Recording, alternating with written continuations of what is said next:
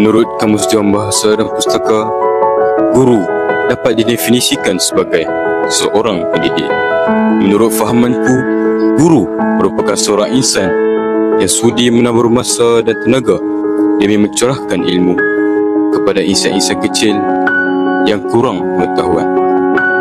Jadi, semua cikgu layak menerima kata-kata ikhlas, iaitu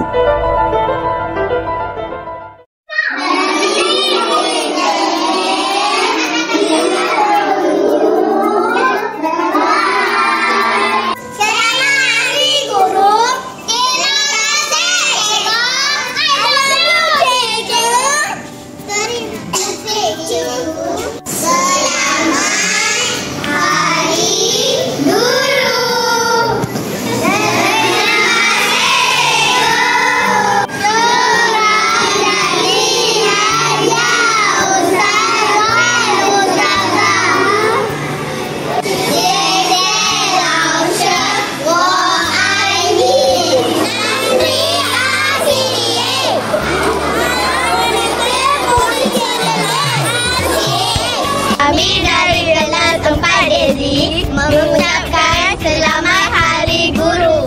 We love you, Cikgu.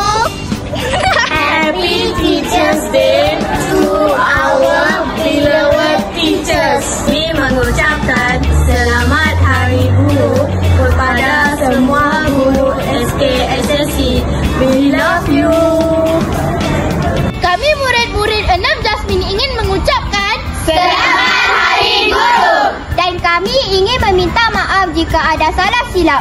Kami juga ingin mengucapkan jutaan terima kasih kepada guru-guru SKCN Convent yang telah mengajar dan mendidik kami dengan sepenuh hati.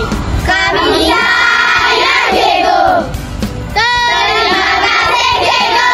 Bye. Kami dari kelas 6 Desi ingin menyampaikan sebuah pantun.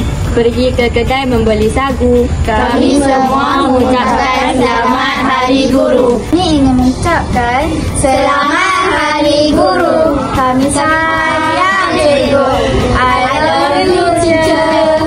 Bye. Kami dari PSS SKSSC ingin mengucapkan selamat Hari Guru Nasional. Bye. Nahnu minal firqati Sawdul Azhar nuridu an nuqaddima lakum at-taqdira li jami'il mu'allimin 'ala al-juhudil bazila fi tarbiyatina. Kullu amin wa antum bi khair. Happy Teachers Day. Thank you for teaching us. Bye. Happy Teachers Day. Thank you for teaching us. Happy Teachers Day and thank you for teaching us.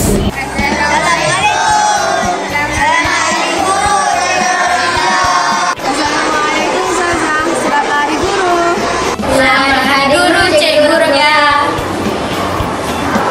Thank you Teacher Rokia.